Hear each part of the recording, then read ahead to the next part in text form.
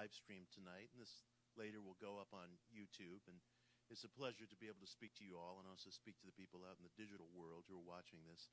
I was saying when some of you walked in, this is like a nasty-looking crowd tonight, and I really like that, and I appreciate that, because I can assure you we're not going to be hugging or exchanging pleasantries or doing any of the things that you might be accustomed to at New Age workshops. This is going to be a serious discussion, a useful discussion, and a very blunt discussion. And I really want to thank Alchemist's Kitchen for welcoming me and for hosting this workshop, because I can assure you there are places and venues that did not want to host a workshop called Satanism, the Dark Alternative.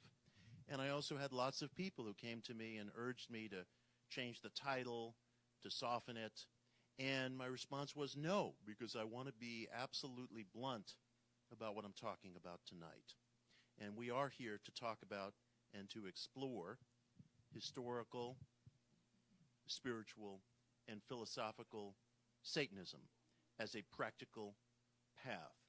And I want to be very, very clear about something. When I use the term Satanism, I'm not using that as a metaphor for the shadow or for, come on in, for something indirect. I'm speaking very plainly and very directly about the veneration and the worship, ethically, spiritually, of the figure historically known as Satan or Lucifer, who appears in many myths throughout the world, Western and Eastern, under different names. But we in the West often use the Hebrew-derived name Satan, or a Latin term, Lucifer or Lightbringer. I don't, I should say straight out, make a distinction between those two entities, Satan and Lucifer, although I'm very aware that some people do. And I have friends in certain magical orders and certain esoteric orders to whom it's important that they use the term Lucifer, which they sort of see as a more productive, non-maleficent use of the term to refer to some adversarial force. And I respect that entirely. But for me, I don't think it's a philosophical necessity. I don't think one needs to apologize for using those terms, but one does need to be clear. So I've offered you a definition that is very plain, that when I use the term Satanism, I am talking about veneration of Satan. But, come on in, what is Satan? You know, that's the key rub. That's what causes the friction. That's what causes the controversy. That's what causes people to send me these flaming comments over email and on YouTube and so on. What is Satan? And that's going to be the crux of what we try to consider tonight, because my contention is that our definitions of the satanic and of the Luciferian in the West, by and large, are completely insufficient. There is an esoteric interpretation, an esoteric history behind the satanic that I think the mainstream culture overall has failed to appreciate. Very often when people come and they say, well, Satanism is just synonymous with evil or violence or destruction or cruelty or lies, my first question is, where are those premises from? Are you drawing that from entertainment? Because there are lots of terrific movies like The Exorcist and The Devil's Reign and so on and so forth that we can talk about, but those things are entertainment. They're not informed by any definitions that I have to organize my moral life around. They're terrific, but so is what I had for dinner last night. That doesn't mean it dictates how I'm going to organize my life as an ethical being, as a creative being, as a productive being. Then the other subset of people will say, well, my definitions come from Scripture, which is more often the case. But do they? Do they come from Scripture? Because references to the satanic in Scripture are very brief, very fleeting, and often very ambiguous. For example, the most famous, of course, is the story of the serpent supposedly seducing Eve in Genesis 3 and 4. And it lands us all into the shithole that we live in today, supposedly. That Eve eats fruit from the tree of knowledge of good and evil, gives it to Adam, who didn't need any apparent coercing at all. She didn't really seduce Adam. She just said, here, try this. And he said, okay. And then God rains down hell on humanity thereafter. Well, that's one line of reading the story. There's never any statement, in fact, that the figure of the serpent is Satan or is demonic or is anything of the sort. We don't know what it is. It's only later on that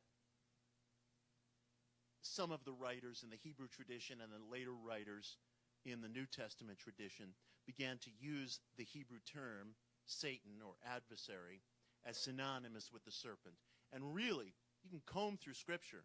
There's just a handful of references to that supposed maleficent force, fleetingly in Isaiah, fleetingly in the book of Revelation, the serpent fleetingly in Genesis, very brief mention in Job, in the Gospels.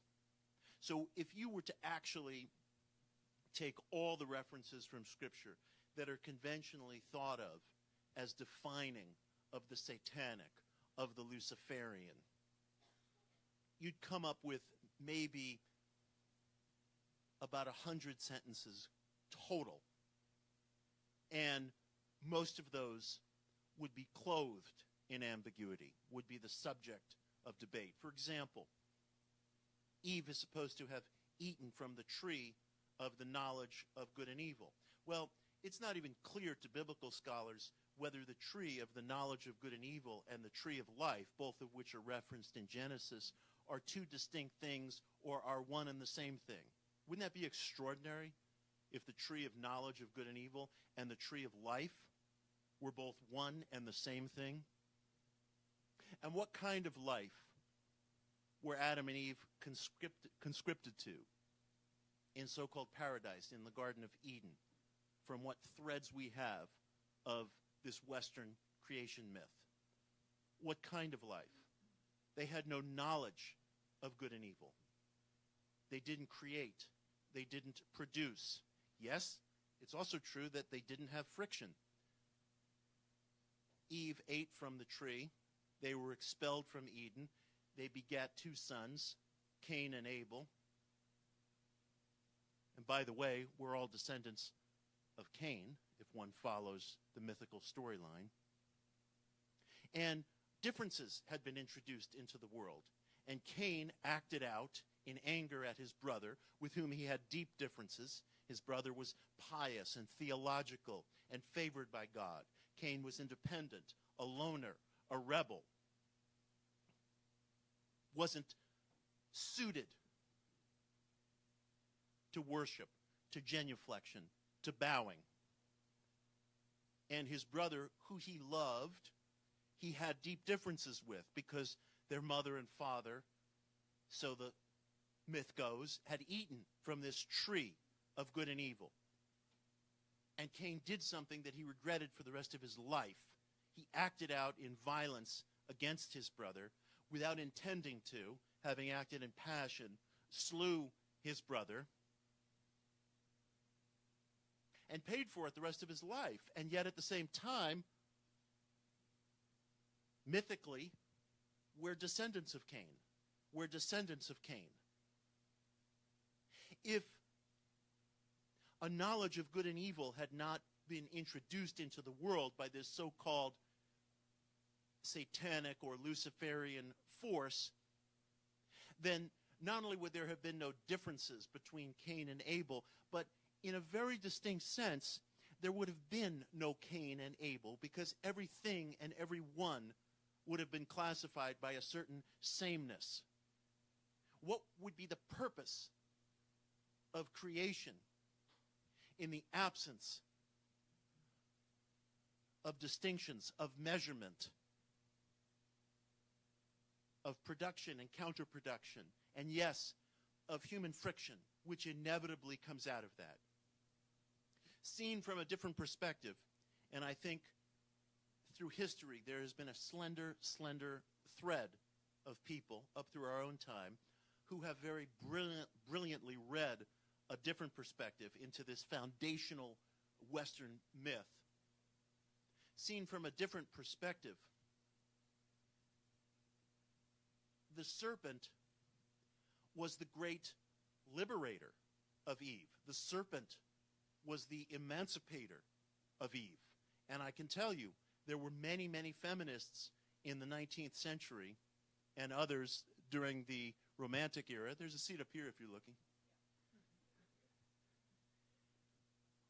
There were many feminists in the 19th century and even during the Romantic era, sort of early proto-feminists that kind of prefigured our contemporary use of the term, who did, in fact, as artists, as rebels, as political agitators, claim Satan as their kind of philosophical grandfather, because they saw Satan in league with certain readings in Romantic literature and anarchistic literature, not as the enemy of humanity, but as the rough liberator of humanity. And there were certain Romantic poets, including Lord Byron, Percy Bysshe Shelley, Mary Wollstonecraft Shelley,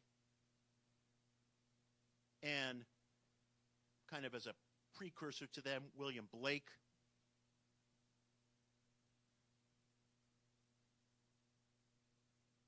Who identified with the figure of Satan as the actual creator of humanity, not as a biological fact, but as an intellectual fact, as the forebringer of the arts, of the sciences,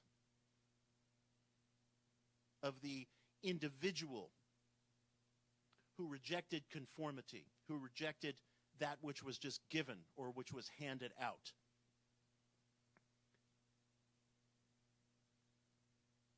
And you can find a fascinating kind of esoteric storyline that runs through parts of Western culture. The Romantic poets that I've just mentioned are a particularly powerful expression of it, and I'm going to talk about some others, in which Satan is seen not as the seducer of Eve, but as one who brought truth, as one who actually brought truth. Because, and again, if you look at these few lines in Genesis 3 and 4, which sort of have come to form the whole moral foundation of our lives, because Satan actually told Eve the truth.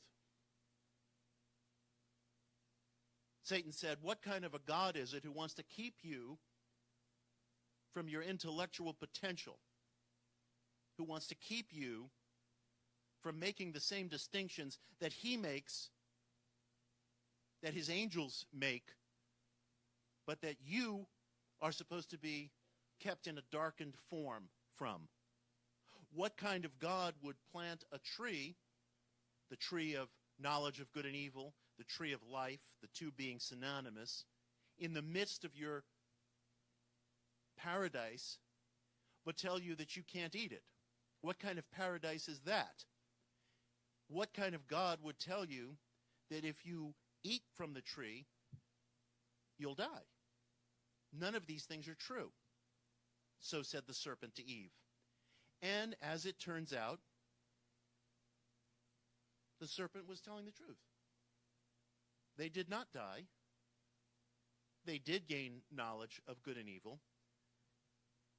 The fruit apparently tasted good, because for all this storyline that exists for millennia in our culture, Eve didn't seduce Adam into eating the apple. That's not in the story. For millennia, women have been treated as these sneaky, counter-truthful figures subjected to horrific persecution during the witch craze, which persisted in Western and Eastern Europe for centuries, based on this unschooled premise that Eve seduced Adam. But in fact, Eve simply offered him the fruit, and he ate of it, and he possessed knowledge. And she was no longer just some kind of physical adjunct to him, created out of his rib, but was a thinking, dynamic, choice-driven individual. Which is why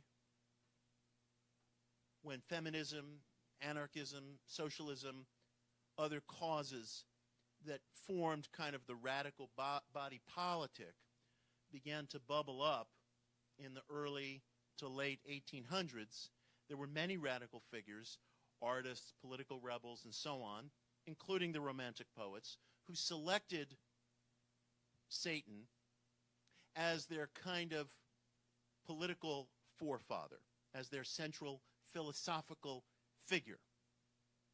So when I say that Satanism is the veneration of Satan, and I want to be very direct and straightforward, that is what I'm saying.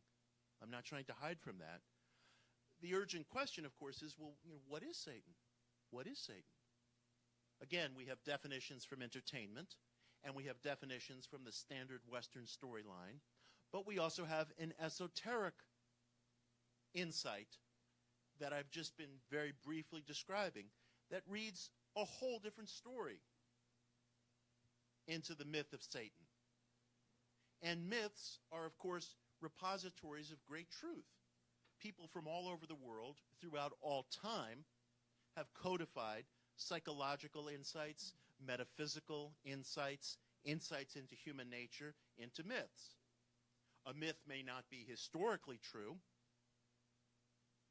but it is ultimate truth. We all look at the myth of Icarus, for example, who flew too close to the sun and fell to earth. We all know intrinsically, of course that contains a great verity. Of course that contains a great truth. Our greatest truths are located within myths. So I don't use the term myth as a synonym for falsehood. Myth is a parable of truth. A parable of truth. It can also contain great spiritual truth, which I'm going to get to in a moment.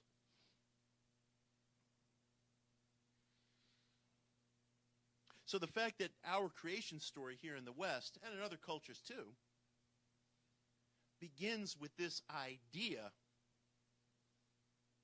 that somehow the first man and woman had existed in this state of suspended judgment that was called paradise, and something that is equated with the satanic came along, and suddenly they were individuals who were thinking, who were choosing, and yes, who were also suffering.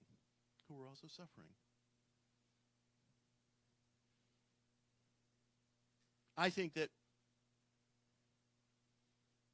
within that myth exists great human truth, and I would say spiritual truth as well. When I say spiritual, I mean something extra physical. The basis of my belief system is that there is something that goes beyond the physical. Not everyone who claims the name of Satanist agrees with me and feels that way. Many of my friends in the Church of Satan, which was the organization founded by Anton LaVey in 1966, Anton died in 1997, I have tremendous respect for him. Many of the people within the Church of Satan, not everyone, really believe that Satan is a kind of metaphor for the highest potentials of the human will. They would not agree with me that there's a non-physical, extra-physical aspect to life. There's another organization that was founded by a very brilliant man named Michael Aquino. He broke off from the Church of Satan in 1975. He founded an organization called the Temple of Set. And Aquino's perspective is more of an occultic Satanism.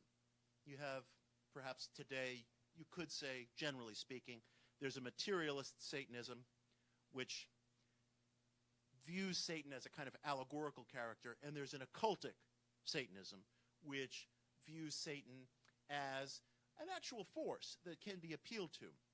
My sympathies, frankly, are more in the direction of the occultic Satanism, because I do believe in the existence of extra-physical forces, and I'm going to say more about that in just a moment.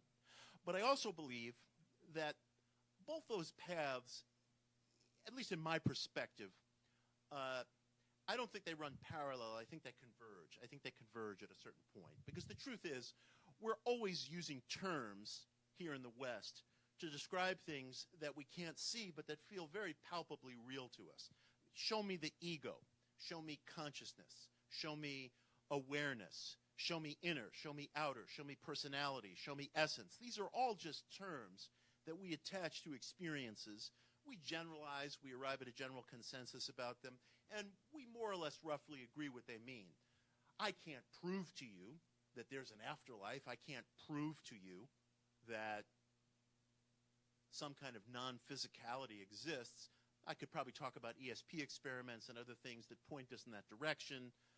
I could probably talk about some things in quantum physics that are very suggestive that the mind or that human awareness is a palpable force that goes beyond the local. But I'm not going to be able to demonstrate to you that there's some non-material existence, although that's my very, very strong instinct.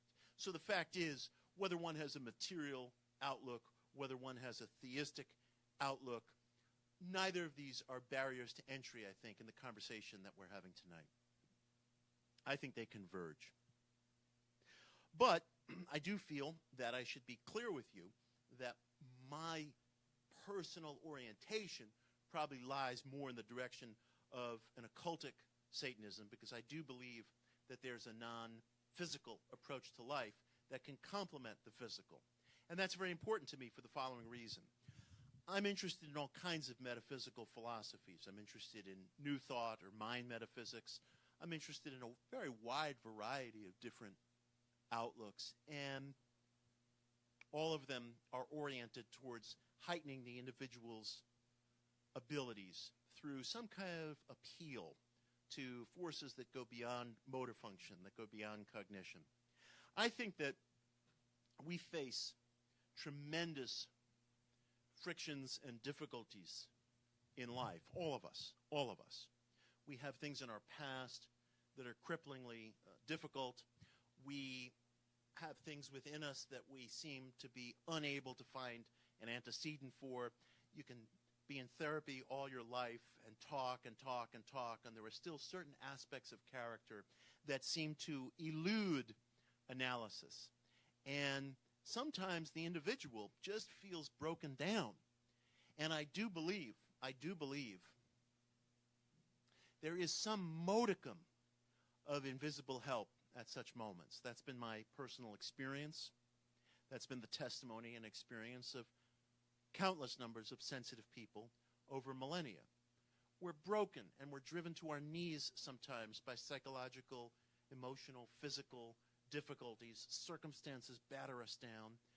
But I do believe that we are not completely bereft of assistance. I don't think we've been entirely set loose on an ocean of circumstance. But I was brought to a question about this, which is really what brought me here tonight. And I want to put that question to all of you. And it's a question just for you to hold.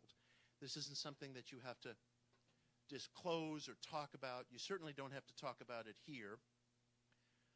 As those of you who know me know,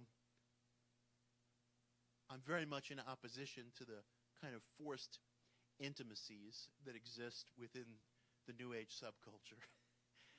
You don't have to say hi to the person next to you, or hug one another, or answer embarrassing questions. This question is an intimate question, and it's just for you. It's for you to take home with you tonight. It's for you to hold over the next week or whatever period of time is meaningful to you. I wish for you the same thing that I wish for myself, which is that this question becomes one of the most pivotal and meaningful in your life. I'm not exaggerating, because I would never exaggerate, to people who have come and given me their precious, precious time for this fixed period that we have together. This question, which I'm going to put to you, could be, the truth is, it could be the most pivotal of your life. Everything in your life could seem to you as a kind of before and after, pivoting on the axis of this question, which I'm going to put to you in just a moment. William Blake, just as a very short preface, wrote a very beautiful work that I'm sure some of you know, a work of kind of epic verse and a portfolio of paintings called The Marriage of Heaven and Hell, which appeared in 1790. And in this work, The Marriage of Heaven and Hell, he has a kind of a list of hell's proverbs, and it's very interesting, and it's really worth reading.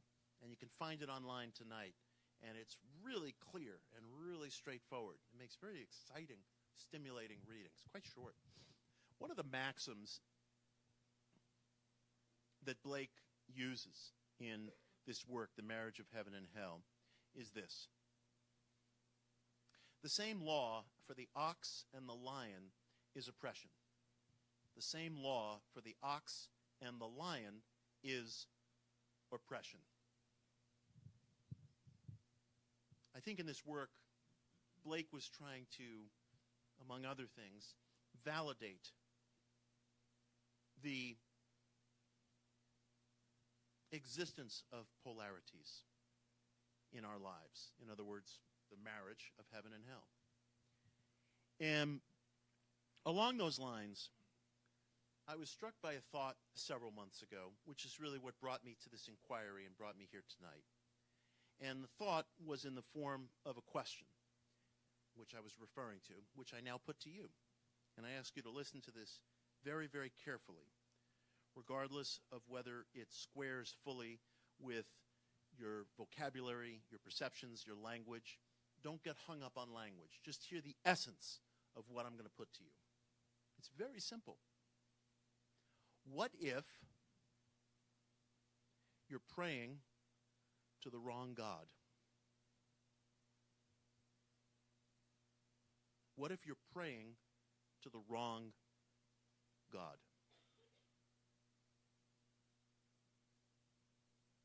What if there's an extraordinary wellspring of help for you as an artist, as a person who just wants to get things done in the world, which to me is sacred, and you might be able to avail yourself of that help by turning on its head the spiritual maxim, "Thy will be done," to its satanic opposite, which is, "My will be done. My will be done." And what if there is a force out there? Call it Satan, call it Lucifer, call it whatever you please. We live by myths. I use those terms. A force that can be appealed to on your own terms. You don't have to join anything. You don't have to pay anybody. You don't have to declare yourself a member of anything if you don't feel like it. I'm not a member of anything. I don't recruit for anything or anybody.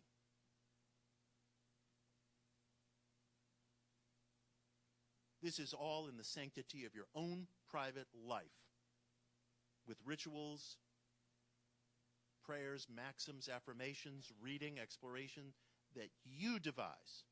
Because I'm telling you,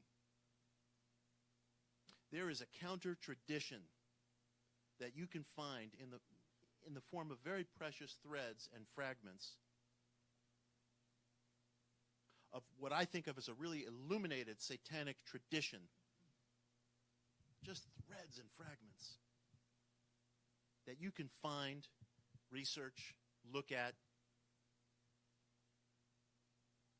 and use to your own ends. What are your ends? You have things you want to accomplish in life. I believe that's the highest sacred expression that a human being can make. Many of you in this room are artists. That's wonderful. That's wonderful. Many of you in this room well, all of us, we're in relationships. We have financial lives. We have creative lives. We have things that we want to do. What do you want to do? What do you want to do? Eve didn't want to just sit around all day barefoot in a garden. She made a decision. She made a decision. And she became an extraordinary individual in so doing. She's the heroine of Genesis, as far as I'm concerned. And yes, there was pain as well. There was pain as well. Something I wish for no one. But friction did enter into the world. Now, as I'm describing this to you, I can already picture the emails that are just piling up in my email box from the people who are watching, out in cyber world. If you do this, you're going to get possessed. You're going to give yourself over to the dark side. Don't listen to this guy. Haven't you seen The Exorcist? That's based on true events. Da, da, da, da, da. Yeah. I must tell you, I take people's ethical objections very, very seriously. I'm not a glib person. I care very, very deeply about people's ethical lives. And if somebody comes to me with an ethical argument, I want to hear it. But I have found that the key foil of human nature, the key brokenness within human nature is this ever-persistent drive to tell other people what to do. And when people object to your spiritual or ethical or artistic or individual path, most of the time, they don't want to be heard. They want to be heeded. They want you to listen to them and do what they're telling you to do. They don't want you to hear them. They want you to heed them. And that's where all the conflicts begin.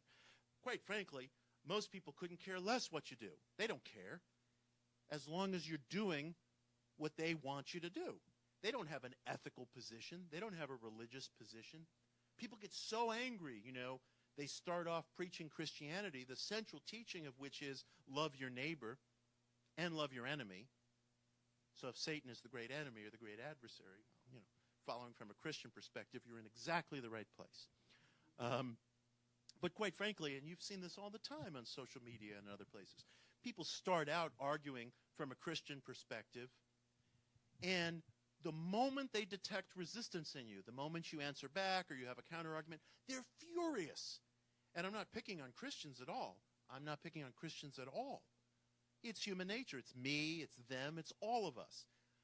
People don't usually walk around with ethical or principled positions. They walk around wanting to tell you what to do, and you do not have to listen to them. So, again, but I promised you I wasn't going to be glib, and I'm not going to be. People tell me all these stories. Well, if you read Anton LaVey's Satanic Bible, it will open you to possession and blah, blah, blah. I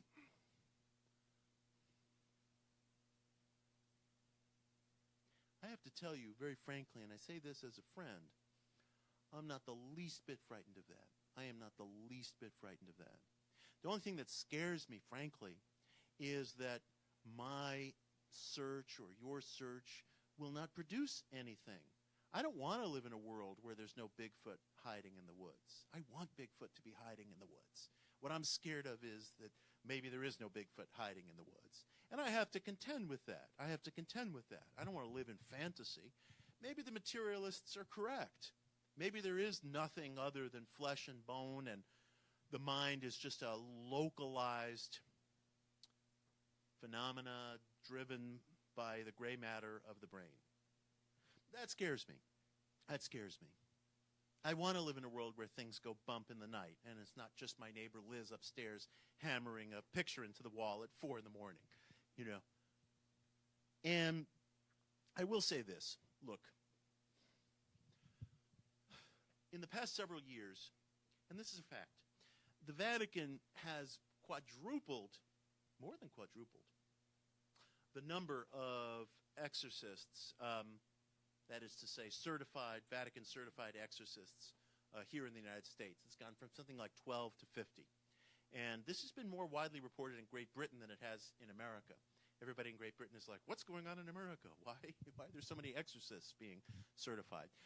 I've never witnessed what I consider a possession, a demonic possession. I have never, personally speaking, I've never met anyone who related such a story to me who I felt I was ready to hand my absolute trust over to. I don't deny, and I would never deny, that it's a strange world that we live in, and there's a lot of strange things going on out there that we have only the foggiest notions or ideas of.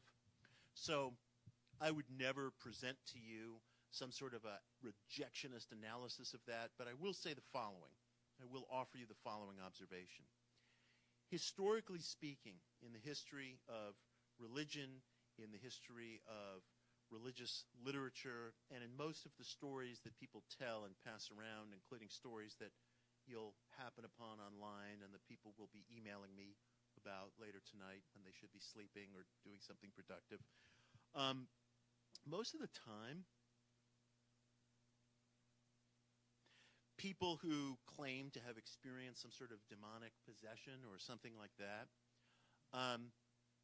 were not seeking the devil, were not seeking Satan. Usually they were either very religious people or they were just innocent bystanders, and something tragic and chaotic happened to them. Whereas what literature exists apropos of the tradition that I'm talking about involves people who are actively seeking Satan, who are actively seeking the Luciferic, the Satanic, the so-called dark side. Yes, the dark side. The womb is dark. The night sky is dark, which allows the human eye to see the cosmos. We wouldn't be able to see it without it. The dark is nurturing. If you've ever had trouble sleeping, you know full well that ambient light is disruptive. We need the dark.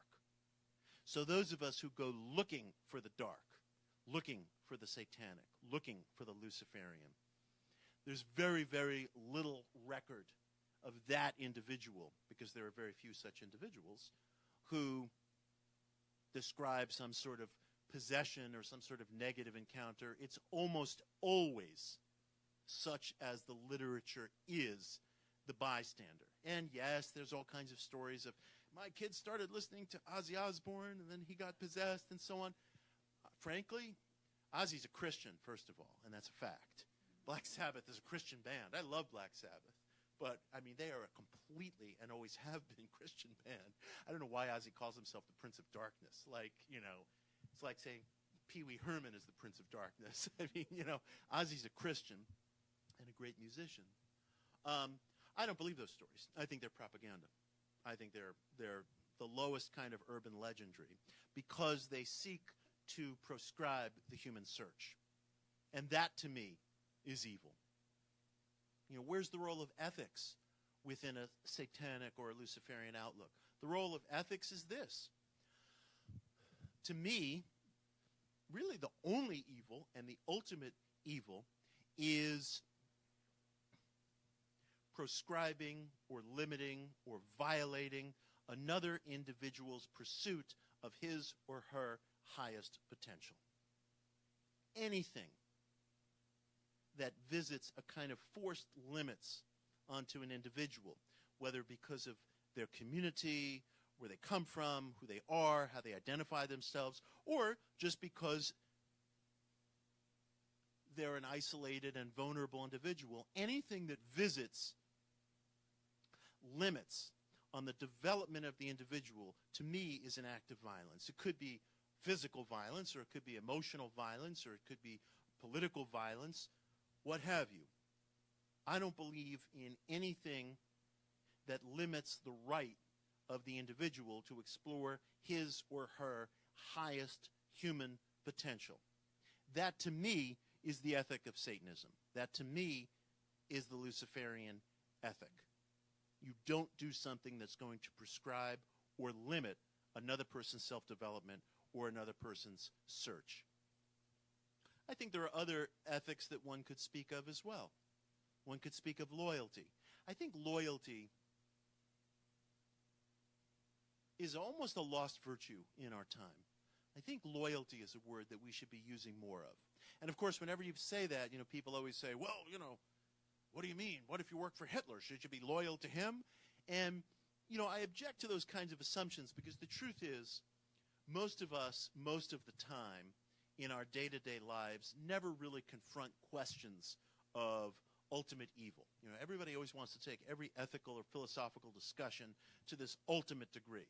And, you're always like 2 degrees separated from Hitler in whatever discussion you have in the 21st century. But the truth is, do I encounter that on a day-to-day basis? Does my neighbor Mike encounter that on a day-to-day basis? No.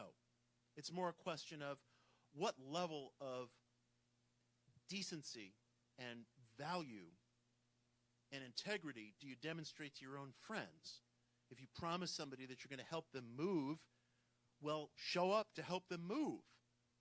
If somebody is suffering, don't engage in gossip, which I think is the most poisonous thing that we do to ourselves and to other people about that individual. Loyalty is a primal ethic that we've lost sight of these days. And yes, if you encounter corruption, there's other ethical questions that come in. But the kinds of corruption that we encounter most of the time are usually quite petty. And frankly, they're usually, corruption, to my mind, is usually self-generated. It's taking pleasure or entertainment at seeing somebody else humiliated or seeing somebody else in reduced circumstances or gossiping about somebody. We spend unbelievable amounts of time gossiping. And if you've ever gone to lunch with somebody or gotten together with a friend and spent, an hour and a half, 2 hours gossiping, I will almost bet that you've had the experience of feeling like physically drained afterwards, almost feeling like you're suffering a hangover or like you've eaten too much of something bad for you, like too much sugar or too many carbs. And then you experience this come down where you feel sluggish and slow and depressed, and you might even feel like a sense of ennui or sadness. Gossip is bad for you. It's disloyal. Never engage in it. It's poison. So I think there are satanic ethics. Loyalty is one. Keeping your word is one. And the highest is not doing anything that would deny another person his or her reach for their own highest potential and human possibility. I think that's the central ethic.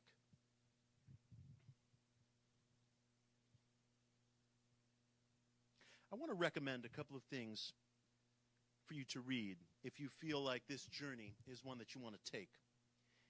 And again, I don't belong to any organization. I'm not recruiting for any organization. And I'm simply encouraging this as your own anarchistic path of exploration. Michael Aquino, who is the founder of the Church of Set, who's a Temple of Set, who's a very brilliant man, longtime Satanist, retired lieutenant colonel in the U.S. Army. He made a fascinating observation, which I think holds true for everybody in this room. He said, when you go down a path like this, you're dedicating yourself to a kind of self-development, and it gives you a kind of anarchistic quality, which makes you less likely to want to belong to an organization. So it's very difficult, in his observation, to maintain a satanic organization because its success mitigates against itself. As soon as people start finding things, they want to leave, or they want to become the leaders, or they want to be put in charge. And as a brilliant man, his response to that is, well, bravo. I mean, if we need to be a small organization, we'll be a small organization, because the mark of success is that nobody can be contained by it. So I say that not only in tribute to him as a great intellect, but to underscore the fact that this path is exquisitely your own. If what I'm describing is appealing to you, write your own prayers, do your own experiments, do your own liturgy. You don't have to get out chalk or that blue non-adhesive tape that painters use and put a pentagram on the floor of your apartment and scare your roommate, although you're very welcome to. The pentagram is a very powerful, beautiful symbol of great, great antiquity, and many Satanists find it very alluring. I certainly do. But what I'm really trying to say to you is this is a path that's entirely your own. It's entirely self-devised. I would recommend to you, first of all, read the book of Genesis, which I was talking about earlier. Read Genesis 3 and 4. My gosh, it's so brief it could be fit on the back of a cocktail napkin. And see what you make of this creation myth, of the serpent supposedly seducing Eve. John Milton took those few lines and he made them into his epic Paradise Lost. And Paradise Lost was a book with which Western culture for a long time was very uncomfortable. It was banned in Tsarist Russia for generations because the first 2 or 3 chapters, which I think are the most alluring in the whole book, the first 2 or 3 chapters present Satan as this kind of heroic rebel who's vanquished, who's defeated, but who rouses his defeated troops from this lake of fire in hell, arranges them into this kind of grand council called the Pandemonium, or House of Demons, and urges them to rise up, set themselves to a new task, determine how they're going to create a new world in their vanquished state. And he says famously, Lucifer says famously, the mind is its own place. It can make a heaven of hell or a hell of heaven. Satan was an optimist. He spoke of the positive thinking tradition. And John Milton, out of these few fragments that exist in the first couple of chapters of Genesis, created this extraordinary story of Satan's conquest and resurgence and existence. You'll discover when you read Paradise Lost again as an adult, as many people have discovered, that the only time the book is really arousing and really thrilling are those chapters that involve Satan. Chiefly the first 2 or 3 chapters of the book. It's absolutely heroic. It's like watching West Side Story when the Jets and the Sharks are on screen. It's fascinating and thrilling. And then when Tony and Maria are on the screen, it's actually very boring, And it's kind of this letdown, although Natalie Wood was magnificent. I think Richard Beamer has done better work. But if you read that book, pay special attention to those first 2 or 3 chapters. They're extraordinary.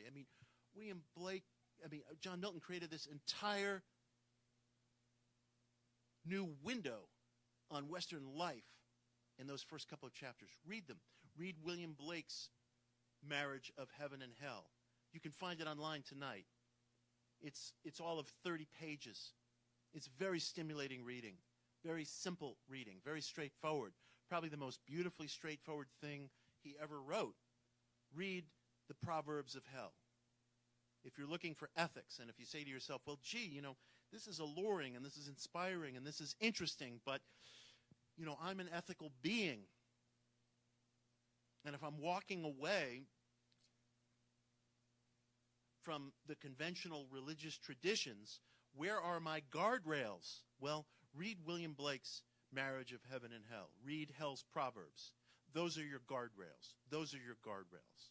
He lays out a brilliant, brilliant set of ethics that you can read and live by and abide by and still turn on its head the maxim, thy will be done, to my will be done, and be an ethical being. Most especially, and I say this personally, I say this subjectively, read Lord Byron's play Cain. Read Lord Byron's play Cain. You can find it free online, or you can buy a 99-cent Kindle version. It's extraordinary. It's the Cain and Abel story told from Cain's perspective. and Lucifer appears as a very alluring, very powerful character. And he talks about, Lucifer speaks to Cain about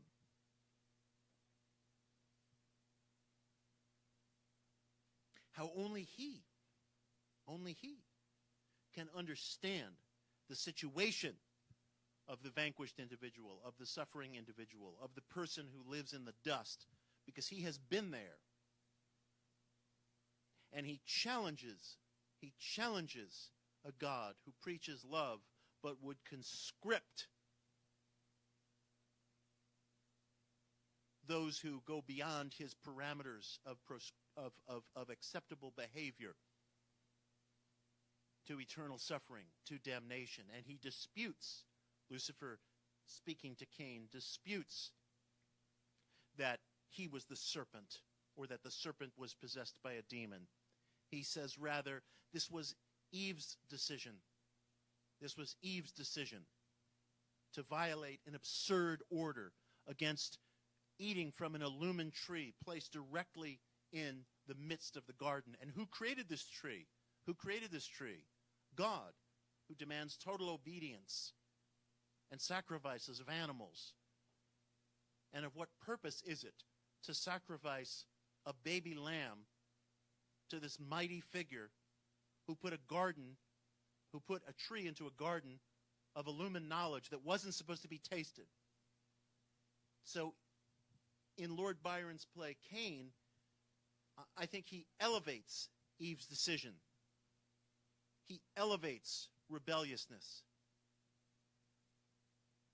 He speaks to Cain of the sanctity of nonconformity, of non-obedience. And yet, of course, Cain kills his brother, as I was speaking about earlier. The tree of knowledge of good and evil in our Western mythical structure did introduce choice and possibility and ideology and ethics into the world, but it also introduced friction. The tree was a polarity, and Cain and Abel became hung up on this polarity. Cain was the rebel, the nonconformist, the malcontent. Abel, as you'll see in the play, and you can see in the book of Genesis, was the religionist, the moralist, the follower. He wasn't completely innocent because he had a way of life that he wanted Cain to conform to. And Cain had a way of life that said, leave me alone, get away from me. And friction ensued. And Cain, to his everlasting sorrow, as you'll see in the play, killed his brother. So what I would ask you is this. And I ask myself this question as well. When you read this play, Cain, by Lord Byron, and it's very stimulating reading, very short, very accessible, I urge you to read it.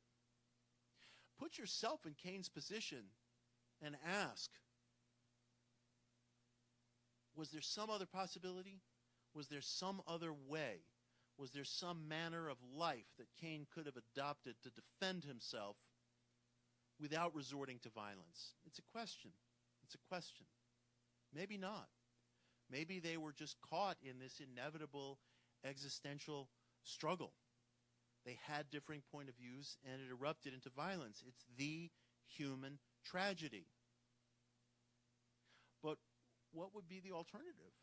The play asks, look, had Eve never eaten from the tree, the alternative would be there really would not be a humanity to speak of. How would humans be even deserving of the plural case, humans?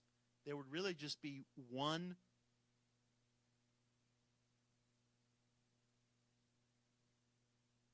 consensus-based, averaged-out humanity that I don't think we could even recognize and wouldn't recognize ourselves within. But it's interesting to read that play because it presents Lucifer as a heroic figure but it does not try to elude or escape the tragedy that eating the fruit of the knowledge of good and evil introduced into the world in the form of the fratricidal murder. But read it. It's there to be read. Put yourself in Cain's position and hold the question.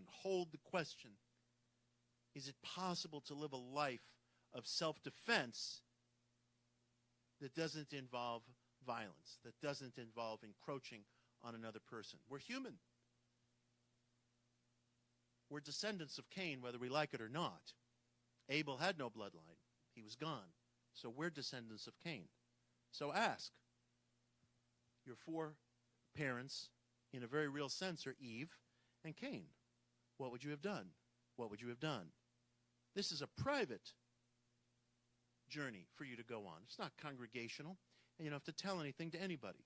But it's something to explore.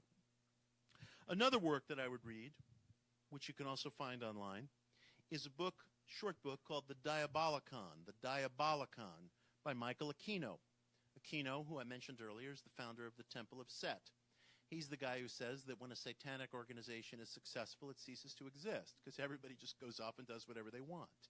And I thought it was actually a rather brilliant observation. How can you contain a bunch of individualists in some sort of an organizational structure in perpetuity? It's difficult. But I'm being partly facetious. He's a brilliant man, and I don't in any way mean to subtract from his accomplishments, because I venerate him. He wrote a book called The Diabolicon, in which he retells the entire myth that is found in the most fleeting lines in the book of Revelation and a few other places, mostly metaphorical allusions, to there being this war in heaven and Satan and his legions being expelled from heaven. The Diabolicon is a short book that re-envisions and repictures, according to Aquino's brilliant insights, and I think high, uniquely extraordinary insights. He re-envisions and he repictures this friction between what he would describe as a kind of passive, hypocritical conformity represented by the figure of God and his legions, and a radical, unbending individualism and wish for growth and development and becoming, represented by Lucifer, Satan, and his forces, and how these two clash and how they come into contact and how there's a falling out. And the Diabolicon is a very interesting book. And again, you can find it online quite easily. You put in Diabolicon and Aquino in Google. It's not going to take you to Kentucky Fried Chicken. You will find it. It's a very interesting book because Aquino suggests that if you so wish to devise some sort of an appeal or a petition or a prayer to the satanic, you don't have to do so in some dramatic way on bended knee or through genuflection, or again, create some sort of a histrionic ritual. But you speak to the satanic, you speak to the figure represented as Satan, as a friend, as a colleague, as an equal, because this figure wishes for your development, wishes for your productivity, did not deceive Eve, but emancipated Eve. And you speak to this figure as a friend. These are just some reading choices for you to look into. They'll stimulate ideas in you. I mentioned briefly another organization which is so central and so important to the things I'm saying tonight, and that is the Church of Satan, which was founded by Anton Szandor LaVey in 1966, which he declared the year zero, the year of Satan. He lived in San Francisco. He died in 1997. He was a very media-friendly figure. You probably would recognize pictures of him. He had a shaved head and a goatee, and he looked like Satan, and as we picture it in the popular mind. And he was a brilliant man. He was kind of a tricky man. He told a reporter from the Wall Street Journal in 1969 that he had played the figure of Lucifer in the movie Rosemary's Baby. And this keeps getting repeated over and over and over in the press. It was just repeated in the British newspaper The Independent a few months ago. Anton was nowhere near the set of Rosemary's Baby. He just invented the story, and the Wall Street Journal reporter accepted it, printed it, and everybody thinks, well, it's in the Wall Street Journal, it must be true. But it's also probably true that Anton's aesthetic and his reframing of the satanic as a religion of self-development influenced writers like Ira Levin and the filmmaker Roman Polanski and the people who created the movie Rosemary's Baby.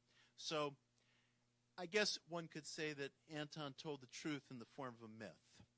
He wasn't part of Rosemary's Baby, but his aesthetic and his outlook and his intellect probably informed the events and the visuals and the storytelling found within the movie. But I must say a special word of tribute to him because he was probably the first person in modern life, in our time, who put forth the idea of the satanic as an ethical and religious philosophy that the individual could really live by. And in his book, The Satanic Bible, which has probably sold well over 1 million copies at this point, teenage metalheads always buy it, and they're like, yeah, this is going to be awesome. What they find in his book is a paean to individualism and his own set of ethics, not much different from some of the things that William Blake writes about in Marriage of Heaven and Hell. In some regards, and there is truth to this, you know, some people feel that Anton's point of view was in some regards a bastardization of Ayn Rand and Nietzsche. And there's some truth to that, but what's wrong with that? What's wrong with that? You know, the Satanic Bible is a book that's very easy to read, very enjoyable. The first couple of chapters of Paradise Lost, Michael Aquino's Diabolicon, these are very, very simple works. You'll be very surprised and you'll be very pleased, because I know when you go home tonight, you're going to be tired and it's going to start snowing later, and you might think to yourself, you know, I don't really have time to read Paradise Lost. But when you go and you look up some of these works, you'll discover to your pleasure they're very stimulating and they're very, very simple. I mean, start with Lord Byron's Cain. It's just a model of simplicity and word economy. There's not a wasted word in it. I strongly believe that truth should be simple, and I don't believe that alluring ideas need to be complex or need to be weighted down with excessive vocabulary or excessive introductions either. I think one of the bad legacies that great lines of literature like Penguin Classics, for example, have visited upon our contemporary culture is these turgid, long introductions. You know, you can't imagine why you would want to read Mary Shelley's Frankenstein by the time you're done with the 60-page introduction. Just read it. She wrote it without an introduction. Is it really necessary to have that kind of an introductory statement? I believe very strongly in just diving right into things, So Anton LaVey was very simple in the things that he said and did for the most part. I mean, there were times where I think, and you'll discover this in your own journey based upon how far you want to go with this, there were times where I think Anton was excessively complex. But if you read his book, The Satanic Bible, it's a wonderful, wonderful popularization of Ayn Rand and Nietzsche. So if you don't really feel like reading all 1,338 pages of Atlas Shrugged, read the Satanic Bible, because you'll really get that same point of view in about 60 very sprightly written pages. Anton was an extraordinary figure. He's often derided as being a showman, a trickster, a media sensationalist, and he was all those things. It's absolutely true. I mean, he made up his past. His real name was Howard Levy, and he became Anton LaVey.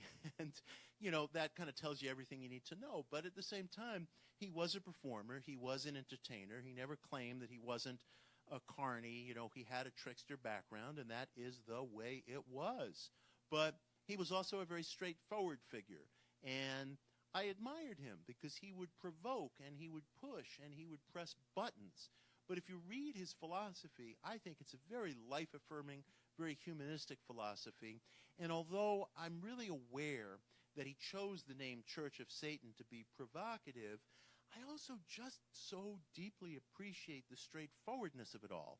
That's probably what inspired me to call this talk tonight, Satanism, the Dark Alternative, because I don't want to play games with people and sort of try to disguise what I'm getting across. You know, Satan is supposed to be the Lord of lies and the Lord of deception. Well, you know, if I was interested in deceiving anybody, I would have chosen some cute title for the talk rather than something very straightforward. And I think Anton had a way about him of combining showmanship with a great ingenuousness. Yes, you know, he mythologized his past. He mythologized his name. He would, you know, tell these mythical lies to reporters from the Wall Street Journal and so on. But he really did introduce into Western culture, once again, this idea that the satanic could be a philosophical and ethical path. Now, it's important for me, and I'm probably going to close on this in a little while and open us up to some questions and exchange. It's important for me to briefly address the media misrepresentations of Satanism and the false notion that there's this horrible cabal of child-sacrificing, cruel, death-worshipping, cannibalistic Satanists somehow out there throughout the course of Western history up to the present day.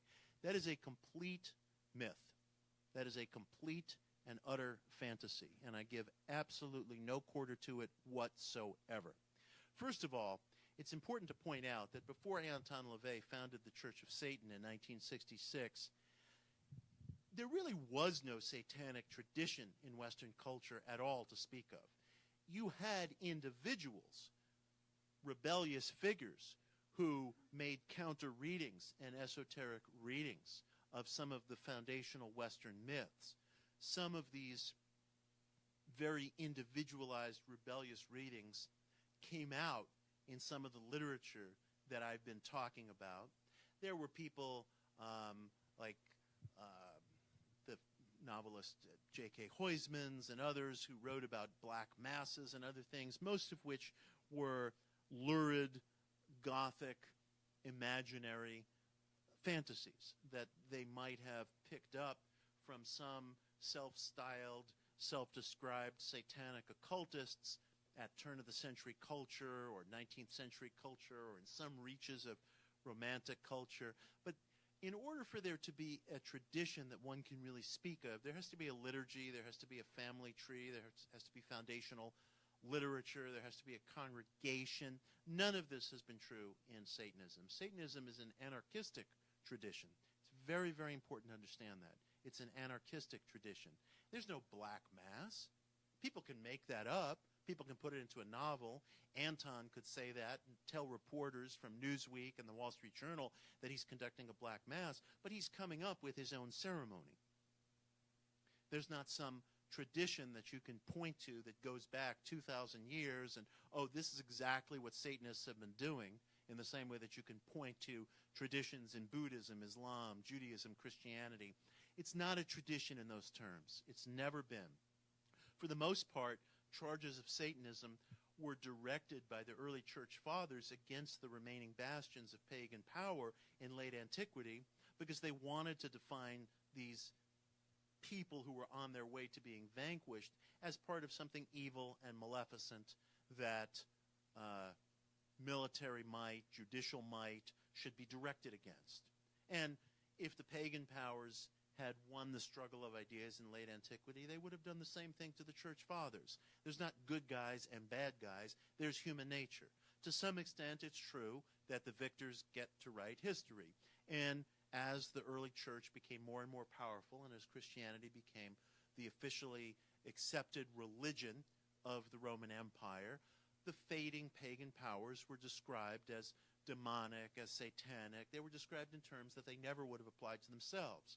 The irony for me in giving a talk like this tonight is that as a historian, I'm always defending pagan antiquity and various occult figures from charges that they're satanic because they never conceived of themselves that way, and yet I'm describing a counter-tradition, an esoteric tradition of Satanism that wouldn't make any sense at all to the persecutors because they're misapplying that label, and they have through history, to people that they essentially want to tell what to do. That's the central foible of human nature. It existed in antiquity, it exists today, it exists in me, it exists in all of us. Most of the time, Satanism throughout history has been a false charge that has been directed by victors against vanquished. And that was certainly true during the hundreds of years of witch crazes that swept through Europe, where countless numbers of women were accused of being witches, agents of Satan, and were killed. And this is still going on in the world today. I have a piece in the New York Times that you can look up called Witch Hunts, 21st Century Style, about the thousands of people around the world, very often children and women, on all continents, who are accused of some sort of a satanic witchcraft and are subjected to horrible physical violence. This is going on in West and Central Africa. It's going on in the Pacific, going on in Indonesia, in Papua New Guinea.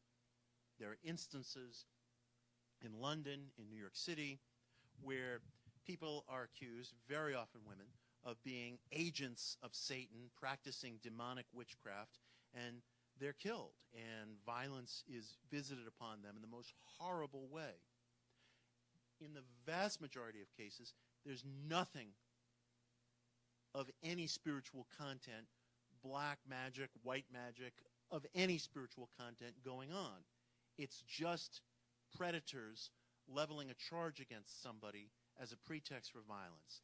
That's mostly the history of Satanism in our Western world. There was also this media sensation during the 1980s that there was a satanic panic sweeping the nation, that healthcare workers and daycare workers and preschool teachers were torturing kids and sacrificing them and inducting them into satanic cults.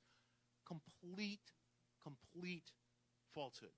Not a fragment or thread of truth to it. And I can tell you for a fact that there were people, like many of us in this room, artistic, sensitive, capable, decent people who had these accusations leveled against them because, they wore black lipstick in the town of,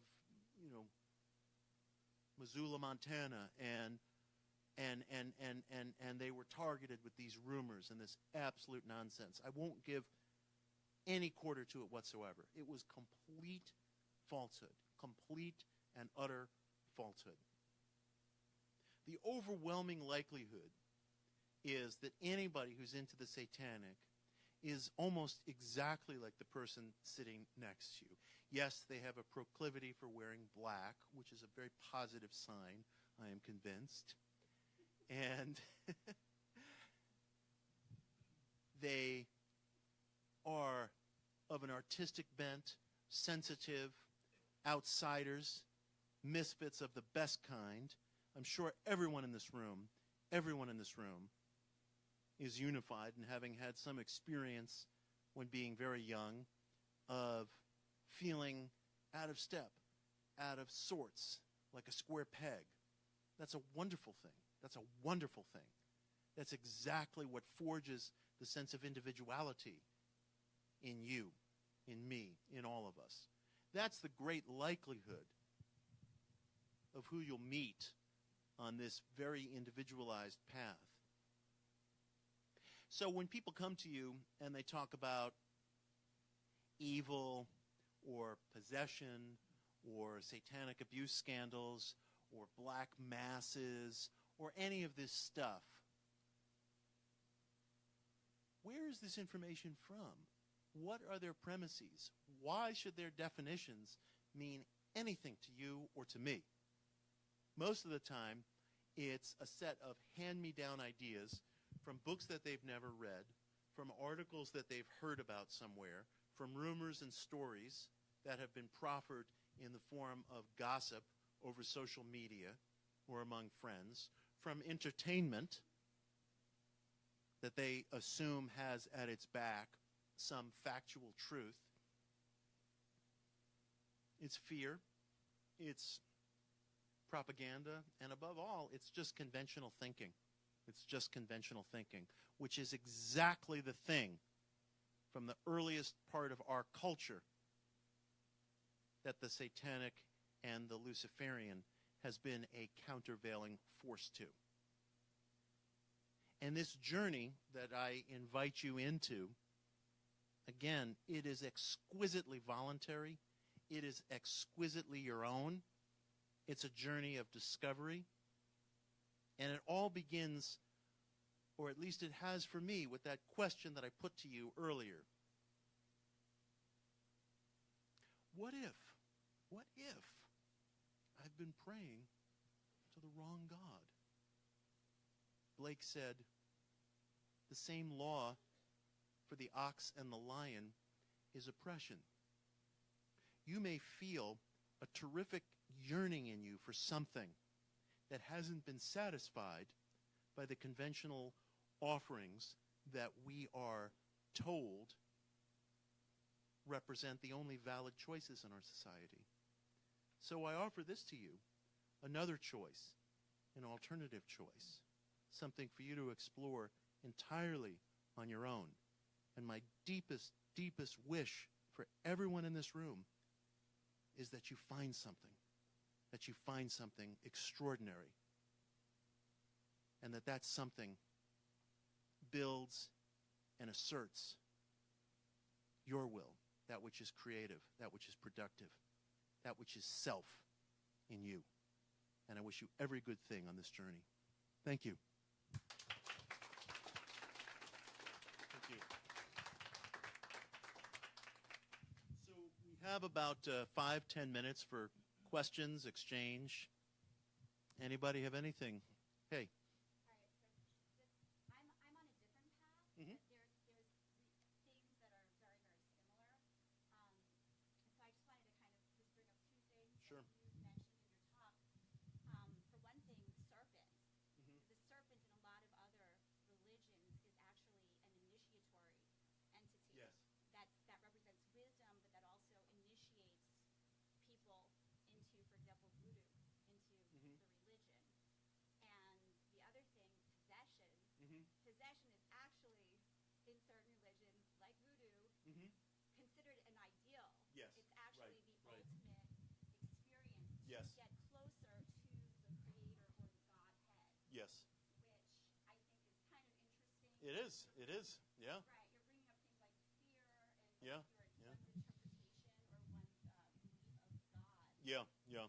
But sometimes when one has a calling to walk a different path, their interpretation of the Creator Yes. or of God or the Godhead changes. Yes. Because they're forced to face their fears. Yes. One might call the dark side. Yes. So incorporating both Yeah. the darkness and the light and walking, having a foot in both worlds Yeah. Yeah. and working with both hands is another way, I think, of looking at it. Yeah. At least what you made me think of. Yeah. I think that's beautifully put, and I'm reminded that within charismatic and Pentecostal Christianity, there is speaking of tongues, drinking of poisons, biting by snakes,